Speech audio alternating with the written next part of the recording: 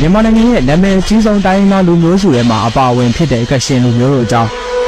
ကချင်လူမျိုးတွေဆိုတာမြန်မာနိုင်ငံမှာနာမည်ကြီးလူမျိုးစုတွေလည်းဖြစ်တယ်လို့မြန်မာကုန်ကူကမ္ဘာမှာဆောင်နိုင်ခဲ့တဲ့လူမျိုးစုတွေထဲမှာလည်းပါဝင်ပါတယ်။ဒီလိုမျိုးသမ္မတမြန်မာနိုင်ငံတော်အတွင်းမှာကချင်လူမျိုးတို့ကချင်းတွင်းမြစ်ဖျားနဲ့အေယာဝတီမြစ်ဖျားတို့ထက်တန်းစီးရာဒေသတစ်ဝိုက်မှာအဓိကနေထိုင်ကြတာဖြစ်ပါတယ်။မြန်မာနိုင်ငံအရှေ့မြောက်ပိုင်းနဲ့မြန်မာနိုင်ငံမြောက်ပိုင်းတရုတ်မြန်မာနယ်စပ်အလွန်ဒေသမျိုးမှာလည်းပြင်းထန်နေထိုင်ကြတယ်လို့သိရပါတယ်။ကချင်လူရဲ့မူလဇင်းမြစ်ကတော့ဒီဘက်မြန်မာနယ်ဝင်များဖြစ်ကြပြီးမြန်မာလူမျိုးတဲ့ဘိုးရင်ပေါင်ဆက်မှစပြီးရိုးရိုးတစ်ခုတည်းကရှင်းသက်လာခဲ့ကြတဲ့သူတွေဖြစ်ပါတယ်။ကချင်လူမျိုးတော်တော်များများကသူတို့ဂျိမ်းပေါင်းလူမျိုးတို့သာခေါ်ဝေါ်ကြတာပါ။အဲ့ဒီတွေကတော့လူတယောက်လိုတိတ်ပဲရပါတယ်။ယဉ်ကျေးတဲ့တရုတ်တို့ရဲ့အခေါ်အဝေါ်တစ်ခုလည်းရှိပါသေးတယ်။အဲ့ဒါကတော့ရှန်တိုးလို့ခေါ်တာပါ။ရှန်တိုးဆိုတဲ့အဓိပ္ပာယ်ကတော့တောင်ထိပ်သားလိုအဓိပ္ပာယ်ရတာဖြစ်ပြီးတခြားမူလွဲတွေတော့မရှိတော့ဘူးလို့သိရပါတယ်။ကချင်လူမျိုးတို့ကအစင်သာအားဖြင့်သူတို့ကဝက်ချဝါဆိုတဲ့ချင်းလူကပင်ကြီးကစဉ်းသက်ပေါက်ခေါ်လာကြတယ်လို့ပြောနေကြပါတယ်။ဖခင်ကြီးဝက်ချဝါမှာတားငါးဦးရှိရာထိုသားငါးဦးကနေကြီးစိန်ငယ်လိုက်ခေရှားတဲ့လူမျိုးစုအုပ်စုကြီး၅ခုဖြစ်ပေါ်လာတယ်လို့လည်းအဆိုရှိပါတယ်။